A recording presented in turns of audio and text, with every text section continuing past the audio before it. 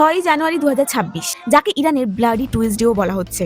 এই দিন আবাদান রিফাইনারি 10,000 তেল শ্রমিক এবং তেহরান বিশ্ববিদ্যালয়ের ছাত্ররা ইতিহাসে প্রথমবারের মতো যৌথ ধর্মঘট শুরু করে।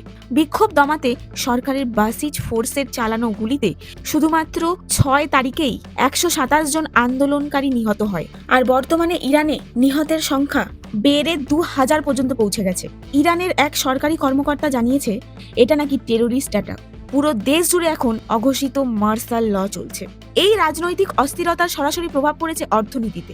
আজ কারেন্সি মার্কেটে $1 মূল্য রেকর্ড ভেঙে 11,37,500 রিয়াল।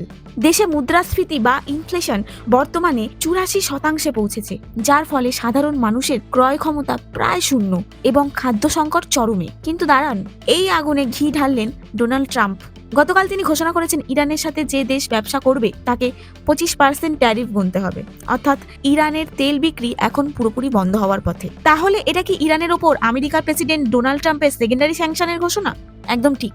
বর্তমানে ইরানে 95% ইন্টারনেট ব্ল্যাকআউট হওয়া সত্ত্বেও আন্দোলনকারীরা ইলন মাস্কের স্টারলিংক স্যাটেলাইট ব্যবহার করে এই বিপ্লব চালিয়ে যাচ্ছে, যা ইরান সরকারের জন্য এখন সবচেয়ে বড় সংকট। 1979 সালের বিপ্লব দিয়ে ইরানে যে শাসনে শুরু হয়েছিল, 2026-এর এই গণবিস্ফোরণেই কি তার ইতি ঘটবে? আপনার কি মনে হয়? কমেন্টে জানান।